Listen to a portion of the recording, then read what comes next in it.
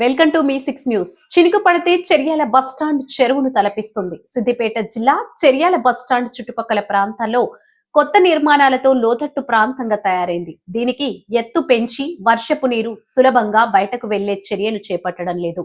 ప్రతిరోజు సుమారు వందలాది బస్సులు, వేలాది మంది ప్రయాణికులు రాకపోకలు జరుగుతుంటాయి.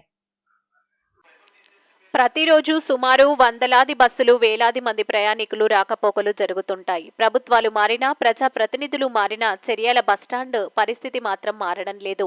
బయట నుంచి వచ్చే వర్షపు నీటిని అదుపు చేయడంలోనూ అధికారులు విఫలమయ్యారు. దీంతో ప్రతి వానాకాలంలో ప్రయాణికులకు, ఆర్టీసీ ఉద్యోగులకు తిప్పలు తప్పడం లేదు. బస్టాండ్ నుంచి కాలినడకన వెళ్లాలంటే వర్షపు నీటిలో, బురదలో వెళ్లాల్సి వస్తుంది. వర్షం పడిన ప్రతిసారి ఇదే తంతు కొనసాగడంతో ప్రయాణికులు విసుగు చెందుతున్నారు.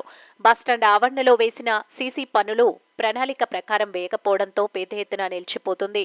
నీరు వెళ్లేందుకు ప్రత్యామ్నాయ ఏర్పాట్లు చేయక పోవడం గమనార్హం. వర్షం అనంతరం నీరు వెళ్లిపోయినా బురదతో నిండి ఉండటంతో దోమలు, పురుగులు చేరి దుర్గంధం వెదజల్లుతుంది. ఇప్పటికైనా ఆర్టీసీ అధికారులు కానీ, ప్రజాప్రతినిధులు కానీ సమస్యకు పరిష్కారం చూపాలని పలువురు ప్రయాణికులు కోరుకుంటున్నారు.